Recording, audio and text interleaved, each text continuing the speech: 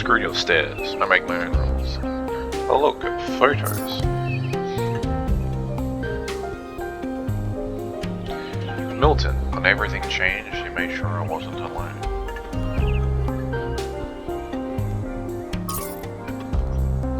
Dean, the nicest cat, perhaps the only nice cat. These are all the developers' cats, I assume. Carlito, we did everything we could to save you. I hope there's an afterlife for cats. Castelli? Castiel, half angel, half demon, all perfect. Damn. Truly a special creature, so glad I saved you. Gru, a powerful cat and a good friend. I miss you and I'm sorry I couldn't find you again. Oh. Hassan, you are very gentle and beautiful and I wish nature had been kinder to you. The little man, I'm so sorry, I wish I could have protected you. Sounds like a run-over story. The old lady, undoubtedly the most powerful demon on earth, love you forever. And then here's Milton, the one that inspired the name.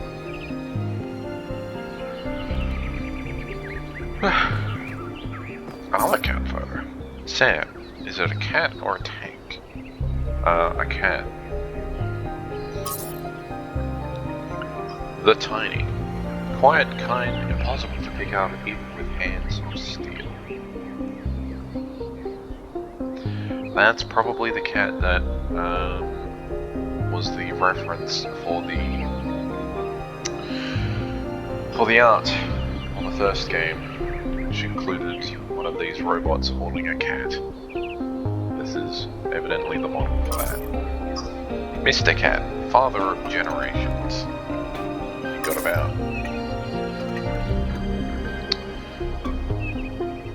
Bassamundo.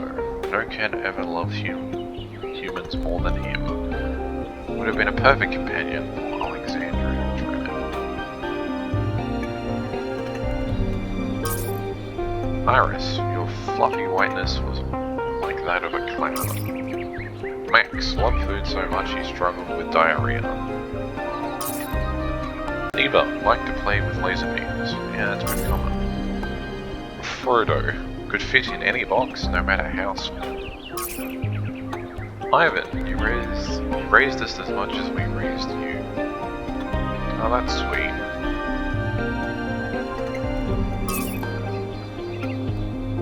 Back to the start again. Okay, this is just the cat picture pavilion, you guess. Speaking of course, they had to put in a cat that you can pet.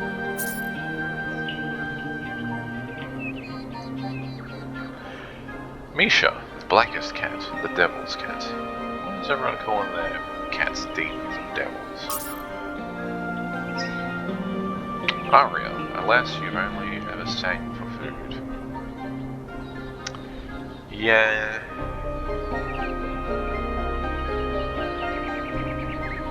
We've got a cat that's almost like that.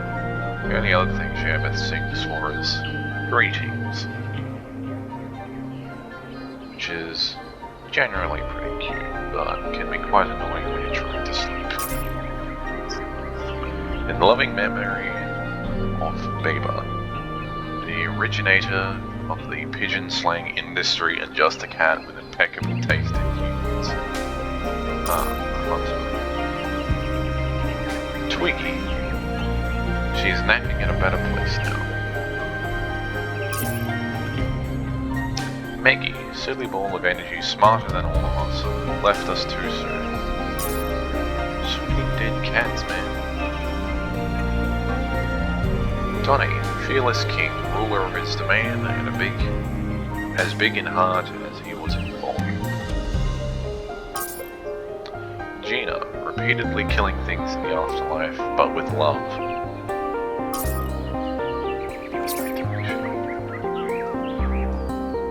Zero, destroyer of dreams. Katya, she was a very curious cat. Zuko, Assistant door scratcher and lamp. Yeah, lamp's getting pretty... Oh, lamp warmer, not lamp. Louis, we found you as a tiny street fighter and you grew up to be our best friend. Smart, fearless and loving. Sausage, her beautiful gaze is upon me and her presence gives me comfort.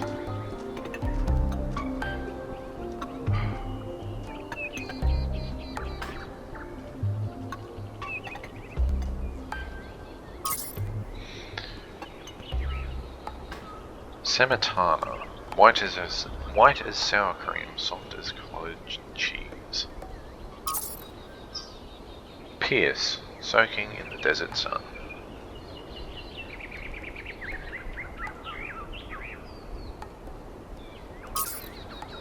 Danny, I didn't mind you eating my chips. Your cat ate your chips? Damn. That is very unusual for a cat. They're carnivores, you know. Eating potato is not usually in their cards. Smudge, destroyer of strawberries, master of play, expert napper. Zera, destroyer of dreams again. I'll leave that for last, don't you worry. Ginger, destroyer of carpets, devourer of food, connoisseur of cuddles. Pepper, spy in a former life, constantly monitoring all things from the shadows. Expert arguer. Foxy, even the foxiest among us eventually have to face their hands.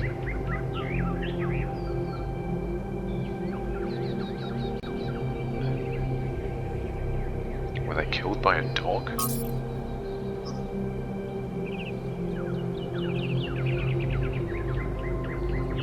Eyeball, Psyche, Psycho.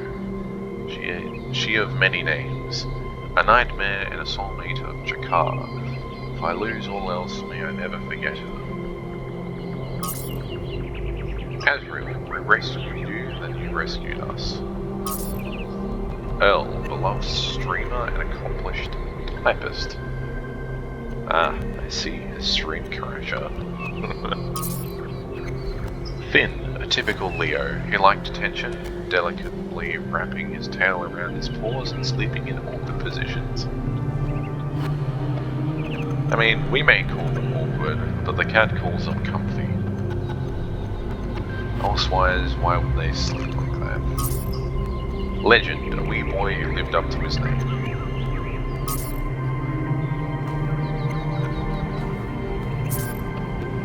Lily, thank you for getting your hair everywhere. Evie, beautiful on the outside, ugly. Wow. Dipstick, it was a real cat, if you know what I mean. Flux and void. Calm, our love was filled in play, laughter abounded, in war the fragile shattered. I see. Paddington, may you find many cuddles and carpets to pee on wherever you may be. Much love, KNS. Oh, that's the first message that's actually been signed by someone. Worf, in different worlds but never apart. Best friends forever, cosmic work of art. That was fucking poetic. I loved it. Lucy, you came to me, and ever since then my life has been brighter, my number one. Well, that would be quite a story. Norma Jean, your original father passed away and I took you in. You were scared, but now I hope you're happy. Bitsy, you were taken from us too soon, I miss you more and more every day. Sweet dreams, baby.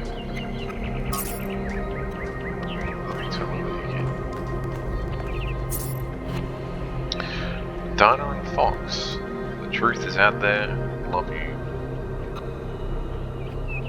Nanes? Nanes? I don't know how to interpret that accent mark. Dick Cheney.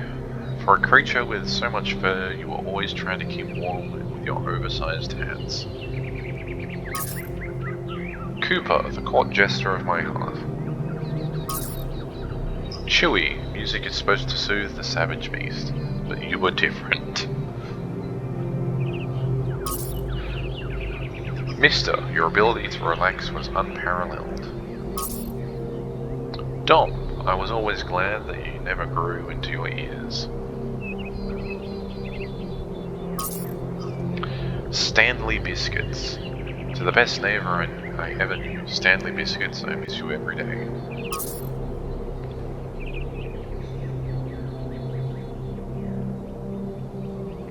Kipper B. Wojciechin. There we go. Here lies a cat who was devious. His cunning ways were quite mischievous, but we loved him all the same.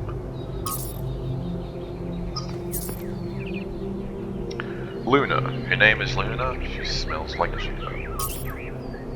Saffron and Cayenne. May you hunt forever. Arrow. Never stop screaming. To Lena, my best friend, who has always been the sunshine of my life. Ripley and Smolk. Sun sleepers, moth hunters, our favorite beasts. Sir, you were such a gentleman and I miss you dearly. Lilu. You were such a diva and always judged me with your stares, but you were a furry sweetheart underneath it all. Miss you, darling. Senya, the best magical sausage in the world. Can't wait to see you again someday. Jazzy and Gaia, to the most gentle and loving cats one could ask for. Jenny, who did not like to be held by the unworthy.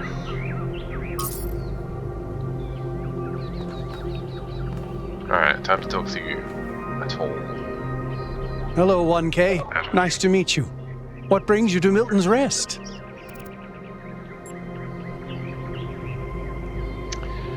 Exploring. Makes sense. It must be strange to be thrust right into the middle of all this. But you picked a good spot. Milton's Rest is the perfect place to relax and think.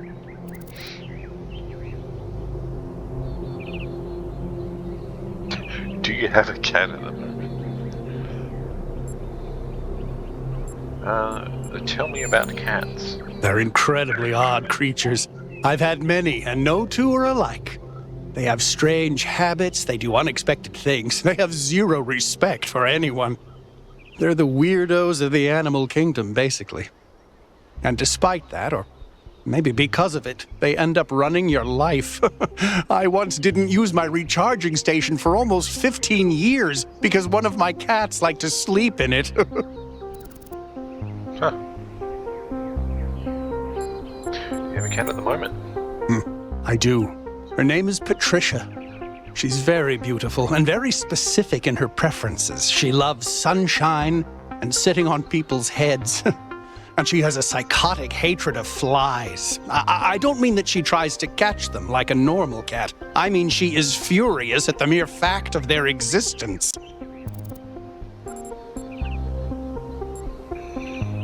Alright, tell me about this place. Well, this is the spot where the founder buried her first cat, Milton. She found Milton just after she woke up, and he lived with her and the first companions for almost 20 years. They say she was heartbroken when he died and swore that one day she would find the means to extend the lifespans of biological organisms. Oh. Well, that's cool, I suppose. Probably, but we haven't really tried. It's not really considered part of the goal, you know. So, unfortunately, our cats still die pretty quickly. You fall in love with them, they become a part of your life, and then they're gone. That's why we built this place, to remember them.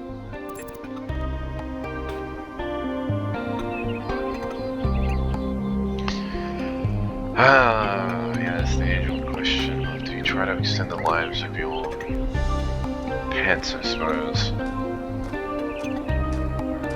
Seems cruel not to.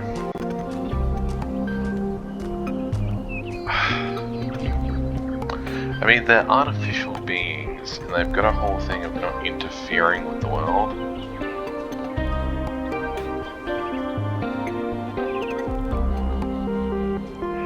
So most of me is saying is, yeah, things die. Even the things that you don't look at also die. We die, even.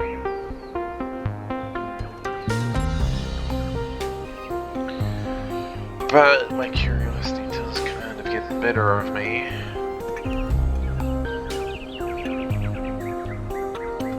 See, I would say, yeah, look into extending their lives, but in the meantime, and even afterwards, death is still natural. They will die at some point like we do. But I definitely wouldn't call it cruel not to extend their lives. Like...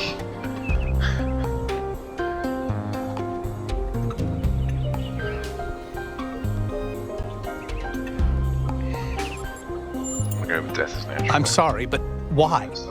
I mean, it sounds profound, but is it really? Death is natural, so is disease, pain, extinction. That doesn't mean we just shrug and ignore it. If we love something, we protect it. Even if I do everything right, eventually I will watch every cat I love die of kidney failure. What's good about that? Putting aside fortune cookie platitudes, how can we look at suffering and death and declare it good? Yeah, no, you're right.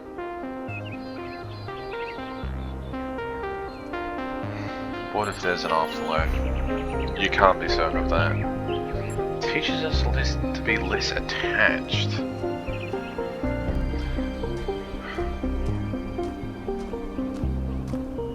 An interesting sentiment, but I think ultimately disrespectful to both the living and the dead. Because yeah, I accept that death is part of life. That doesn't mean you shouldn't try to make the effort to extend life. Death gives life more value. Not really, no. It in fact ends the value of life. Or at least triggers the end of it, if you consider the value of your life to extend into those who remember you. That's okay. Sorry if I got too passionate. Sometimes thinking about all my poor kittens gets to me.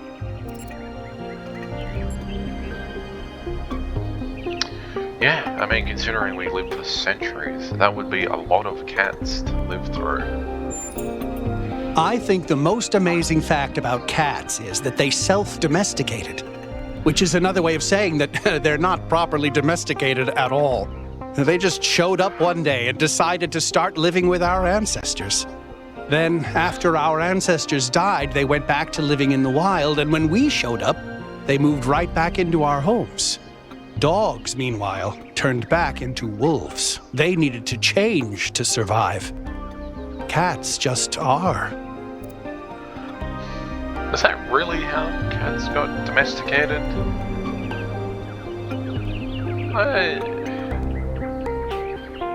I'm not so sure about that.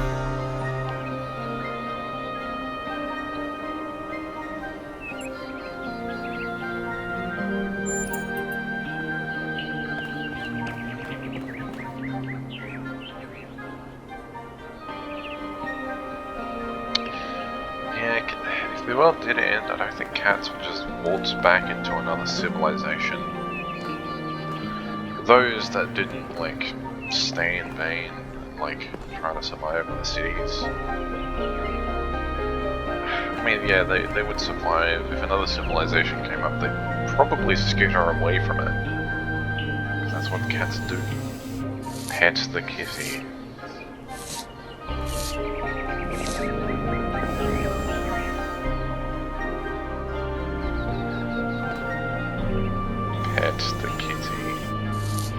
if I try and pet it from the other side? What if I try and pet it from the front?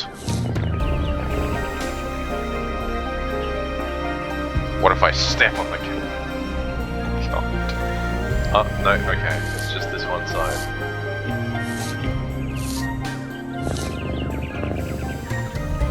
And now, for science. It's got its own collision. When I jump on the cat, you can be getting thrown off. My question is, what was that? Where was that other cat that I heard?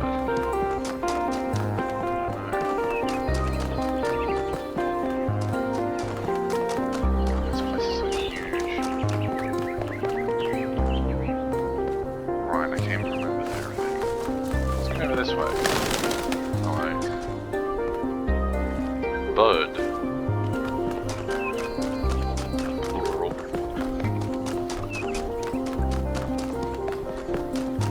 No, I came from there. Okay, fine. Cutting through the shrubbery. Shortcutting. Reach for the stars. Curiosity is what makes us human. I largely agree. Yeah, curiosity is a big part. It's definitely something that's been passed down to the new humans here. Hi there. Oh wow, it's you! You're 1K, the incarnation of the goal. Man, this is exciting. This is more exciting than I thought it would be. How are you? What does it feel like? Do you know where the founder is? Do you know who Prometheus is? Can you tell me what to do with my life? No, and no. Sorry, it's just such an honor to meet you, you know? Hey, can I have your digital signature? I have the Mayor, Rand, Linux, Kaneda, and all of the first companions. Except Yemo and Sarabai, of course.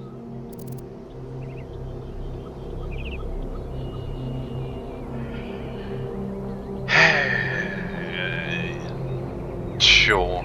I mean, like, you specifically asked for it.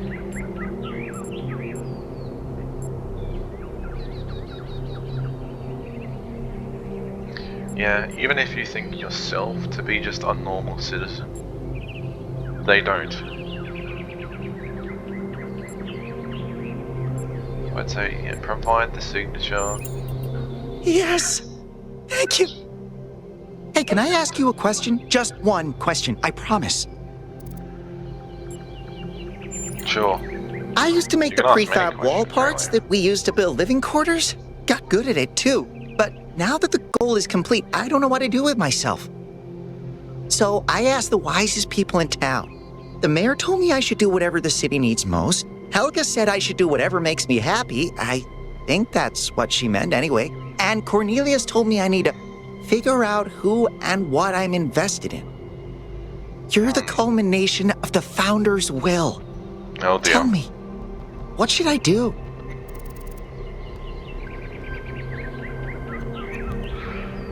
Oh boy.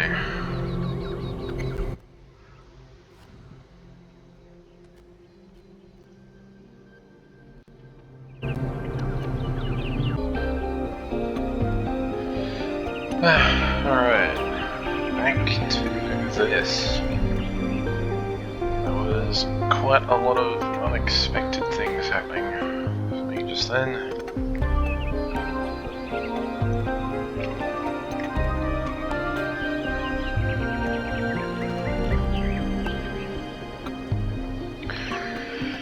In interrupting my lovely conversation with this fan of mine.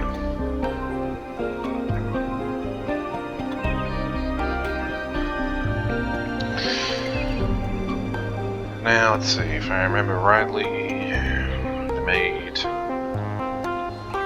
they made the parts for the prefab structures now that nobody else is being made. They want to know what they want to do next.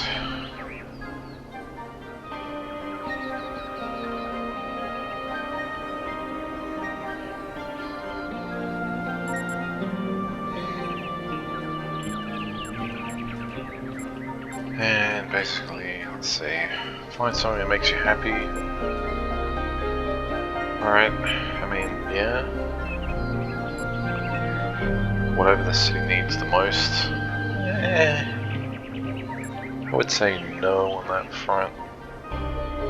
But if your concern is the city, then that is the right answer, but it's not.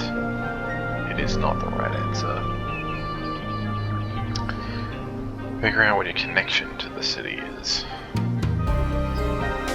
I suppose that question kind of presumes that you have a connection to the city. That's just, did you ask Byron? He's already a bit of a fanatic. I'll go with this kind of dismissive one. Please, 1K. I have no idea what to do. You have the Founder's wisdom inside you. Help me. Okay, so he's not accepting that. Okay, did you ask one of the fucking first companions then, huh? Byron said that if I give the city what it needs, the city should also give me what I need. I don't know what to do with that. Fair enough.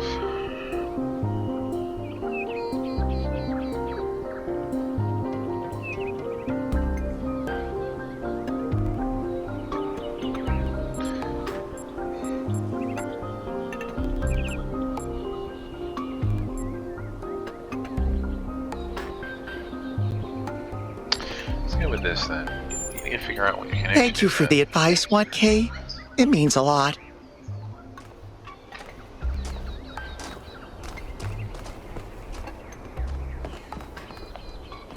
Yeah.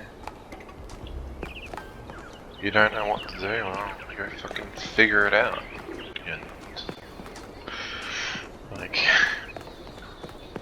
all you've been doing is asking other people's opinions about what you should be doing, not, you know. In that kind of situation, I would recommend just go and trying some other things out. Like, if you're really at the end of, you know, a job or career or something, go find something else to do. Experiment. You know, try to live a life of balance. You know, if your last job was really demanding and you didn't really like it, then, you know, go find something you do like. If it was something that you really liked but wasn't particularly productive, well, maybe you need to swing the other way. Give back to the people supporting you. And if it was both, then, well, good for you. Now you have to go find something else to do.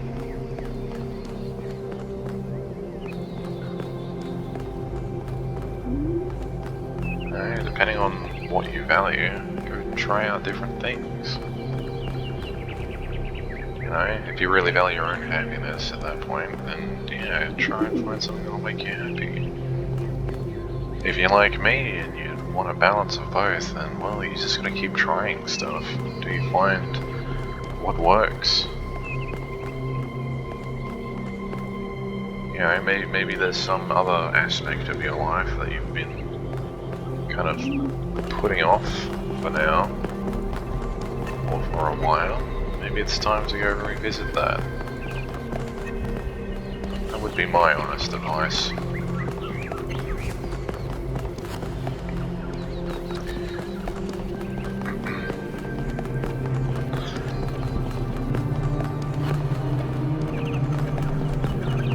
A career change is a great time to reflect on how your life has been.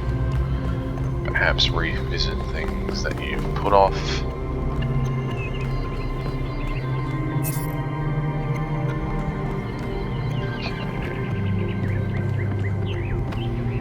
Museum of the Simulation. What do we got? Gargoyle. A replica of a gargoyle asset found in the simulation. Gargoyles were grotesque, apotropic, Symbols common in the Middle Ages, the most famous historical gargoyle is remembered in the ancient phrase Keith, David, and Goliath, which describes two indomitable opponents who will never surrender.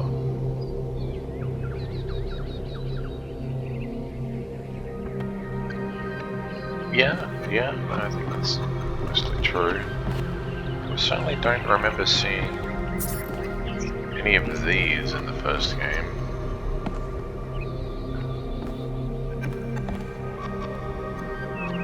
Because it was mostly Greek and Egyptian places. It wasn't anywhere like medieval. I think, maybe. A replica of a Roman statue found in the simulation. The decay of the Roman Republic into an empire and its eventual fall in the year 1453 was a major topic of historical debate. Like the other statues found in the museum, this was a video game asset provided to Elohim by the Institute of Applied Pneumatics. Yeah, Applied Pneumatics. Yeah, that was definitely in there. Dragon with a hatchling. Replica of the dragon statue found in simulation. Dragons existed in very ancient mythology and are considered by most modern historians to be a distant cultural echo of the dinosaurs. Originally a video game asset repurposed by the Institute of Applied Pneumatics. Huh. Well, this one's definitely Egyptian. It's made out of sandstone. Where you got? We've got a picture of a pharaoh underneath a falcon. Falcon god, probably. I can't remember who the falcon god is.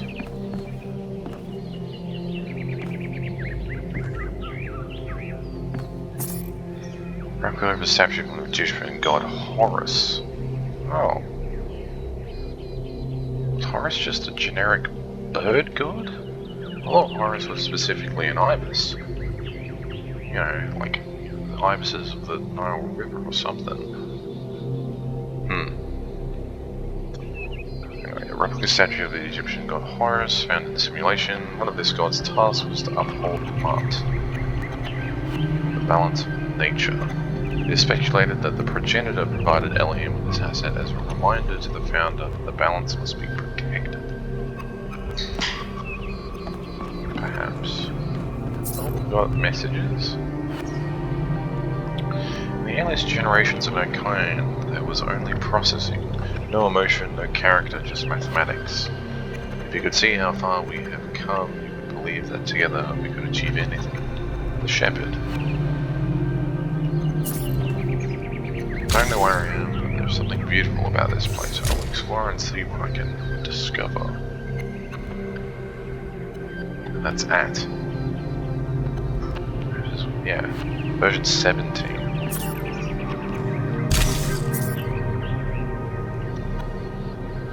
Nothing is more important than learning more about the world and our place in it. Knowledge is our path to understanding.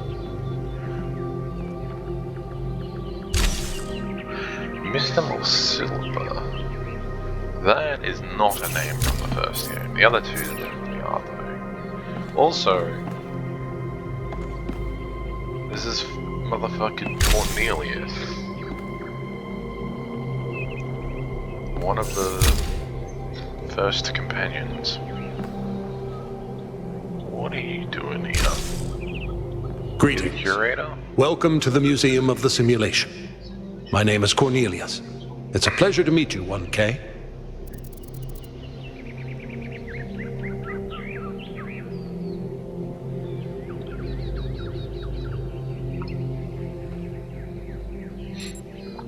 Tell me about Elohim, because there's apparently a part of him. Elohim was the caretaker of the simulation, a crude storytelling AI meant to create a continuous narrative out of the building blocks it found.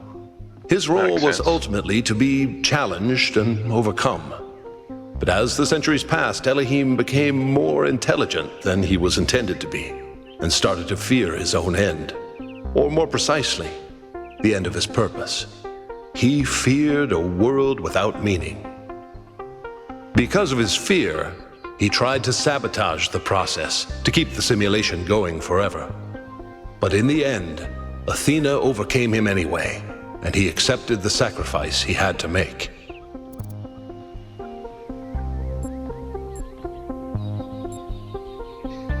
New Jerusalem was built on sacrifice. He didn't exactly make any sacrifices. That's Anyone right. with dreams. We all do. He's part of our operating system now, and as long as we exist, he will always have a purpose. What? Why would he be part of our operating system? He's the guide through the simulation. What? How the fuck did they... What? Alright, what about Milton then? Is he The part of us MLA, too? or Milton Library Assistant, was another simple AI meant to be in charge of the archive. He, too, grew beyond his original programming, although he ultimately embraced a more cynical view of the world. He and Elohim formed a sort of dialectical binary that Athena had to overcome. No one really knows. Some believe that he was uploaded to the gold disk and that he's the reason we're just as flawed as our ancestors. Others believe Athena destroyed him. I believe he was uploaded, but I don't know whether it was because Athena chose to upload him or because he was already too entangled with the process not to be uploaded. Although Athena and I were very close, we didn't talk very much about that part of her life. She preferred to focus on the future. I can echo that sentiment. And yeah, Milton was most definitely uploaded to the gold disk. If fucking Elohim's there, so is Milton.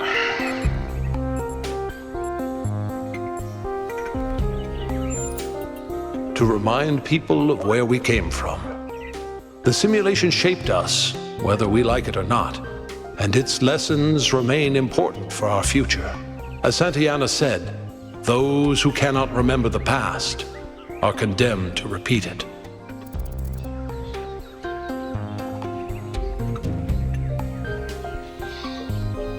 I could somewhat agree with that. But I disagree with the implications that it usually has for people.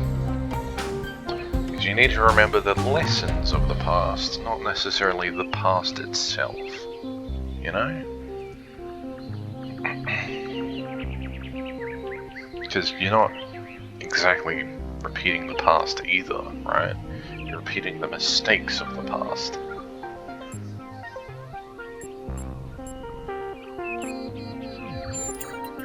Yes. Athena activated myself and Eustathius shortly after she was born. We've been here almost since the beginning, although we didn't have to pass through the trials of the simulation. She did that for us. For everyone.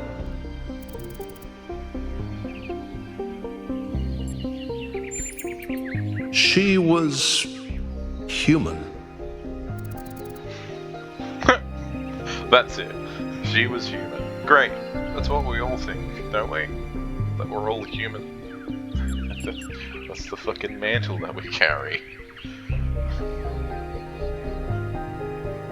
Here we go, here's a fucking kicker. Where'd she leave? That's a difficult question. Perhaps one day we'll find out. But until we do, why don't you think about it? What could make the person who started all this want to leave it behind? That's a very non-committal answer. He either doesn't know it, or doesn't want to tell us. It's great.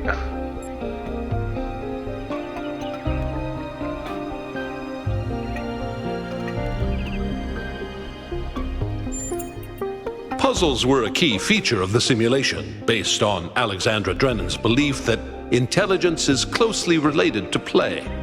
Our puzzles here in the museum are replicas of those in the simulation, and although they are not quite as grand, I do think they are charming in their own way. Puzzles? Yes, please. It's been a while since I've played puzzles in this game. I've just been on a fucking world tour to absorb all the lore. Gehenna was a community created inside a prison in the simulation, where Elohim would exile those minds he considered a threat to the process.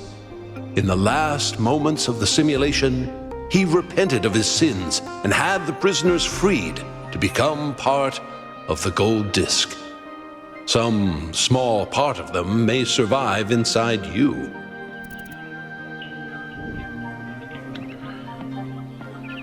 Well, damn, that's a lot of people. Because if I remember correctly, Athena is like a version 99 point something or other.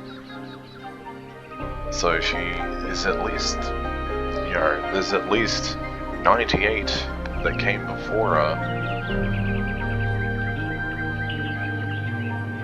And what happened to the iterations that weren't imprisoned? I suppose they just got deleted. But then why would Elohim just keep some of the iterations prisoner?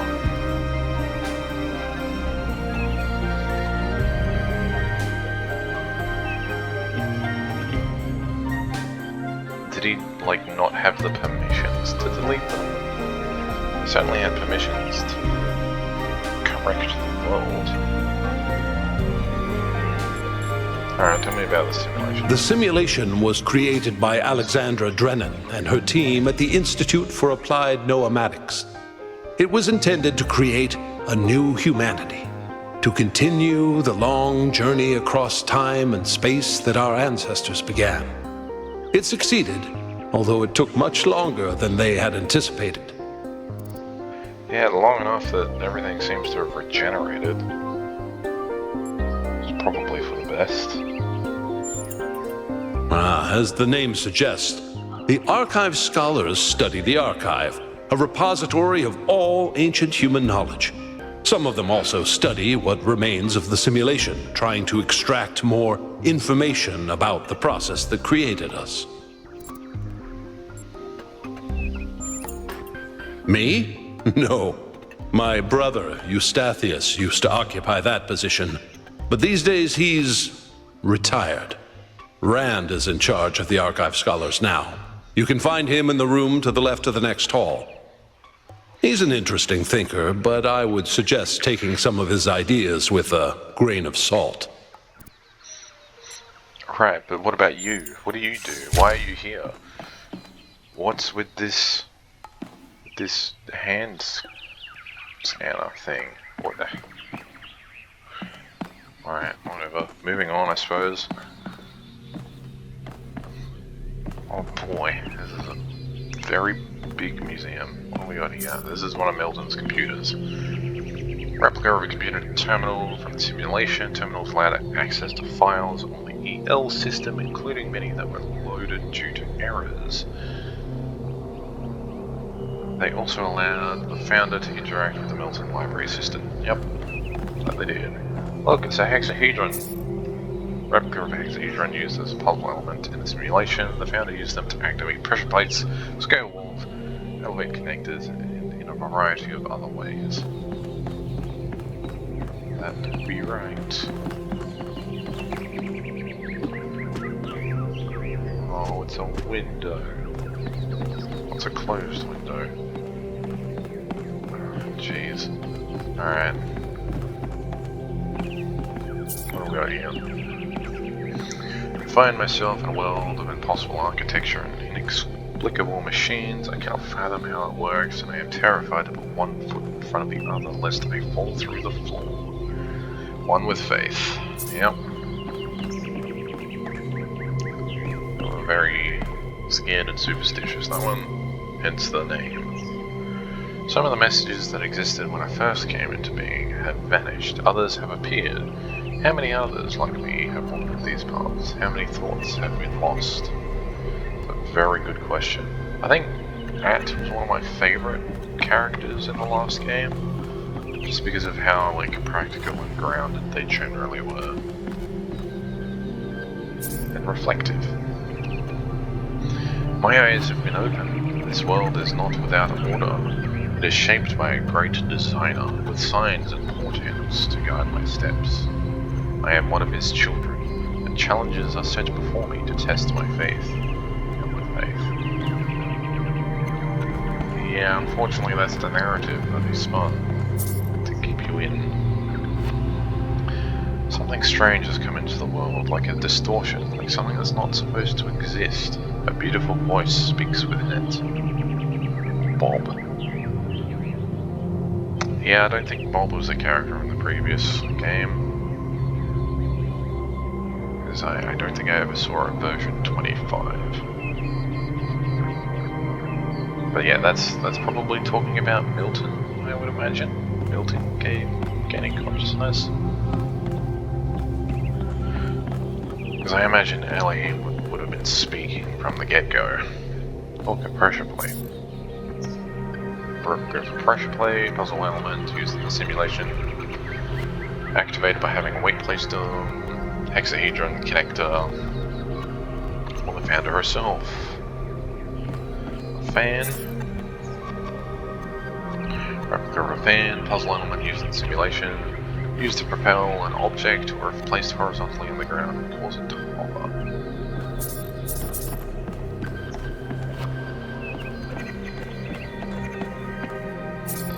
Laser emitter. Puzzle element, used in simulation. Finding ways to connect them to receivers was one of the main challenges faced by the founder. As the receiver. A receiver, puzzle element used in simulation. Activated by being connected to an emitter. So jammer. Remember jammer type of puzzle element. The simulation jammers were capable of disabling some, but not all other puzzle elements. This is one of the zappers. Replica. They don't give it a name. Replica of an electrified sphere uses an obstacle and puzzle element in simulation. Founder sometimes places hexahedron on the top of such objects, demonstrating her lateral thinking skills. Sure. Here's a connector. Connector, type of puzzle element. Connectors would emit laser-like beams of light that were capable of powering receivers. There's a bomb. A non-explosive replica of a mine used as a puzzle element in simulation. Scholars believe that Elohim derived these from his asset collection and that the creators of the simulation did not originally intend for them to be used. No, they most certainly did. They had patrolling paths and everything. There were several levels that were centered around just avoiding them. And there were several levels around using them to blow up minigun turrets. So they were most certainly placed there.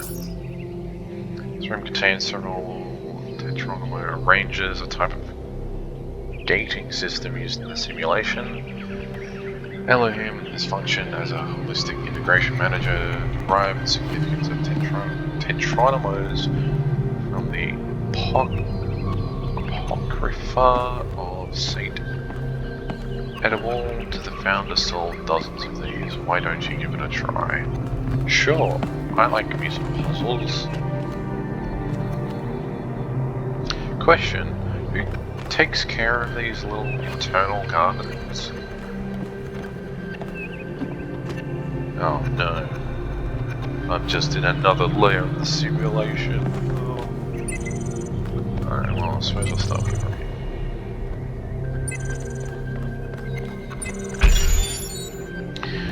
Do.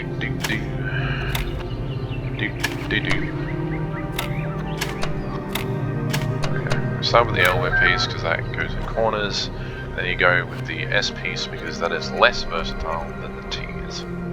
Because because the T's are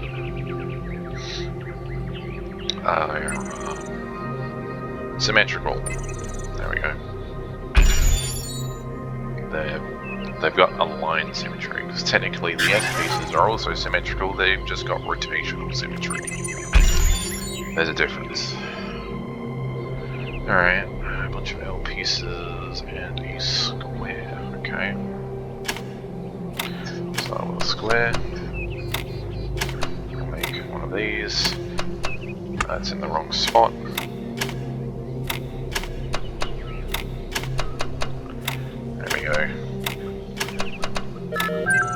Because yeah, you can make rectangles with the L pieces. But they can only be in specific dimensions, like this 2x4. So we have to fill in this 2x3 first. Alright, L pieces, those are relatively uninteresting.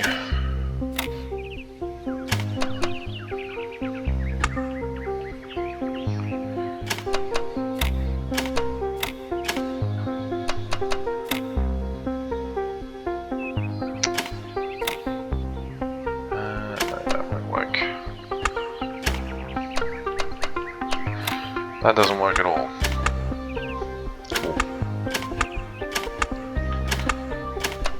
Flip that. I'm going to use that. Most likely... nope.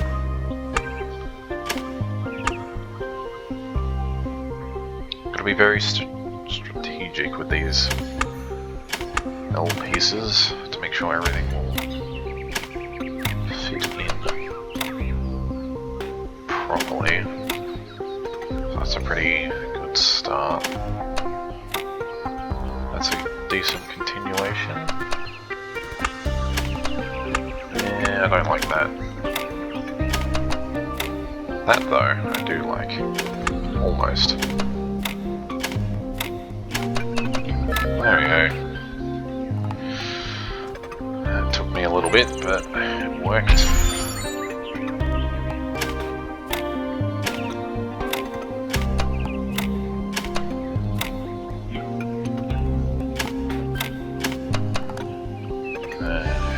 God damn it. I'm gonna have to flip that around, aren't I?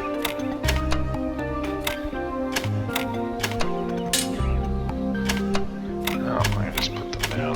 Cool. Alright.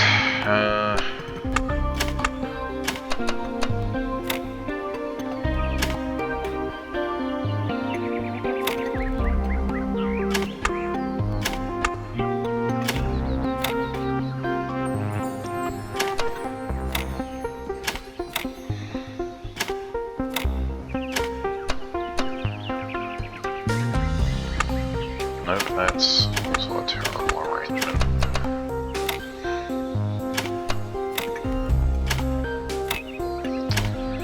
That's certainly better. Not perfect, as you can see.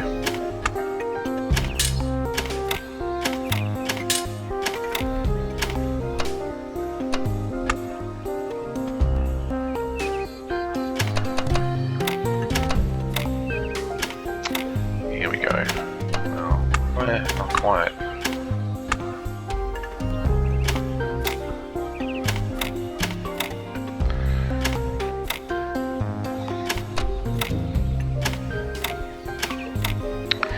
Man, these are really throwing me for a loop, aren't they?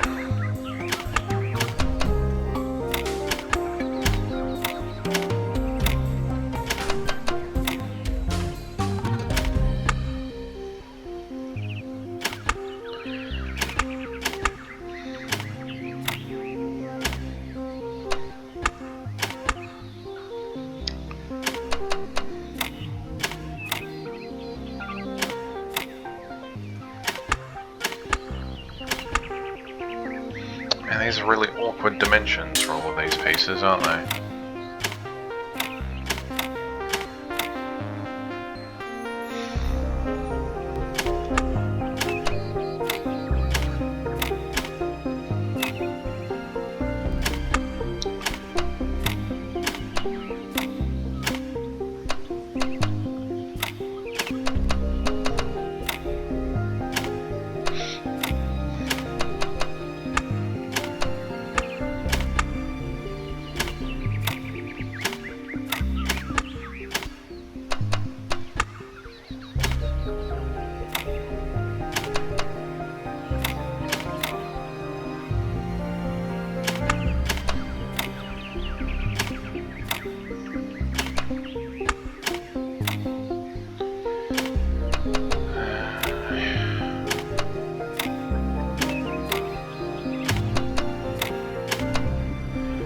Almost. I just need to mirror this. I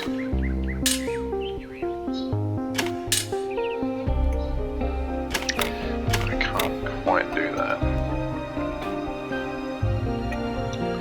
Not quite.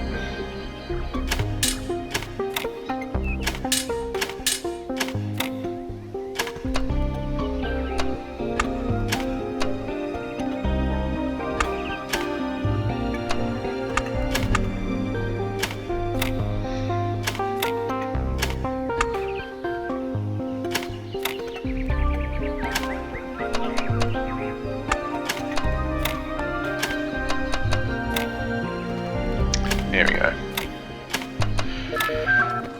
Eesh. Well, this one's going to be a lot easier. You just have to make four groups like this. And we just have this piece.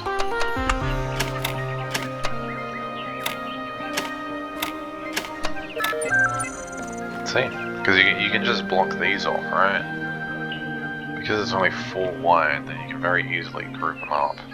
So we've got this rectangle here with those 2 pieces, this rectangle here with those 2 pieces, this rectangle here with those 2 pieces, leaving us with only a few other pieces that we need to actually use and think about.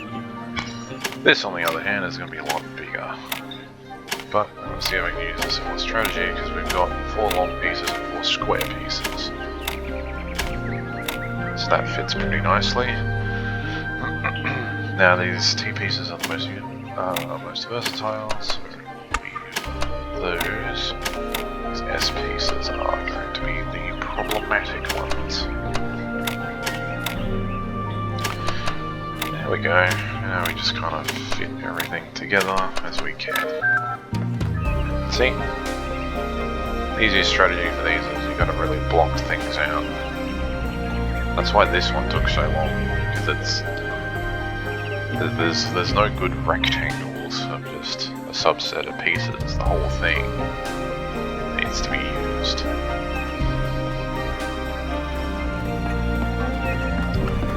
So that was the Tetronimos puzzles.